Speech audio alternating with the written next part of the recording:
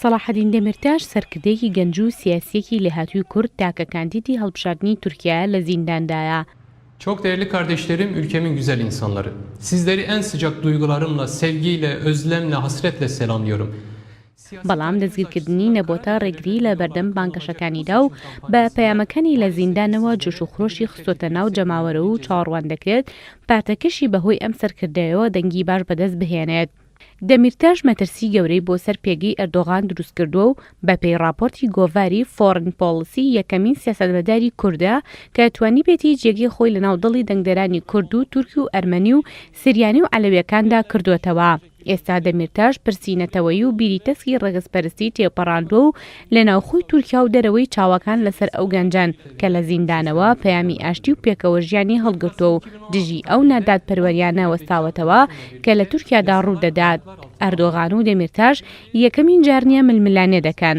لە ساڵی 2014دا هەردووکیان کاندیدی پارتەکەیان بوون بۆ هەڵبژاردنی سەرۆکایەتی.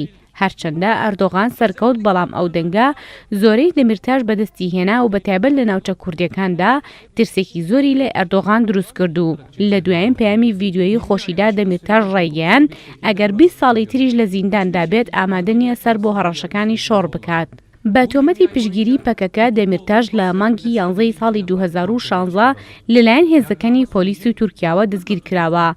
لەبارەی دەستگیرکردنەکەشیەوە باشاک دەمیرتاشی هاوسەری دەڵێت منداڵەکانی کاتێک سەردانی دەکەن بۆ زیندان هەرگیز لەبارەی گرتنیەوە پرسیاری لێ ناکەن چونکە باوکیان پێشتر بۆی ڕوونکردوونەتەوە کە ڕۆژێک پۆلیس دێت و دەستگیری دەکەن و ناژبێت ئەوان بترسن. ئێستا داوای 140 ساڵ زیندانی بۆ دەمیرتاش دەکرێت. دۆسیەکەشی لەلایەن دادگاوە بەکراوەیی ماوەتەوە.